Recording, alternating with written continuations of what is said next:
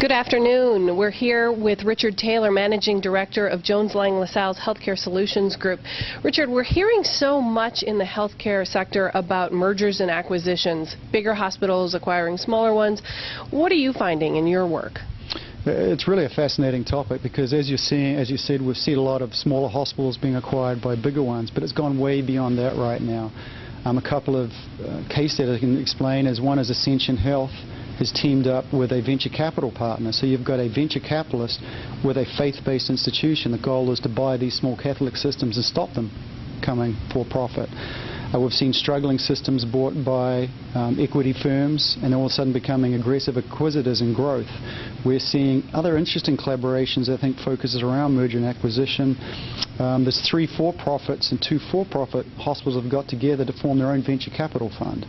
There is 5 hospitals have got together, both a combination of for-profit and not-for-profit, which is typically unlikely bedfellows, to get together to serve clinical best practices.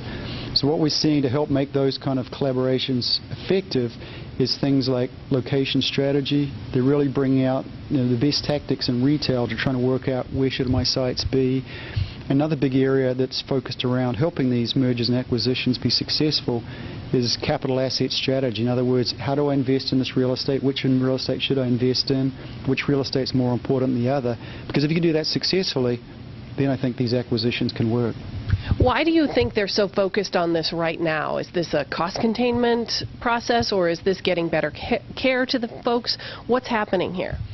To be a little facetious, it's really all of the above. I mean, they're under enormous amount of pricing pressure. The larger you are, the more leverage you have. You can contract with the insurance companies better. On the kind of positive from the clinical side, the broader the base, the more you unite, I think you can help with the delivery of health care. And really getting out there and thinking about the consumerism piece of healthcare. In other words, the larger you are and the more you can bring locations out into the suburbs, the more you can capture and work with patients and then move them through your healthcare system. So really it's all of those things that I think are driving the trend. And so many times it's a foreign concept for healthcare systems to think about their real estate. It's very much on the back burner. You're trying to bring it forward for them to think about how much they can use that as their strategy going forward, right? Yeah, we've found that forward-thinking hospital systems who can really start thinking about real estate from a profit and loss center. Before, it's just been a cost, and if they're spending money on perhaps a linear accelerator, that's where the money goes. Working with organizations like ours, we can really help them understand the profitability of something like an ambulatory surgery center or something else. So then that's a really interesting analysis. Do I invest on the clinical side? Do I invest on a physician? Or perhaps, unlike before, I'm going to invest in real estate. Again, real estate can drive profitability. All right. Thank you so much, Richard Taylor. Thanks for your time.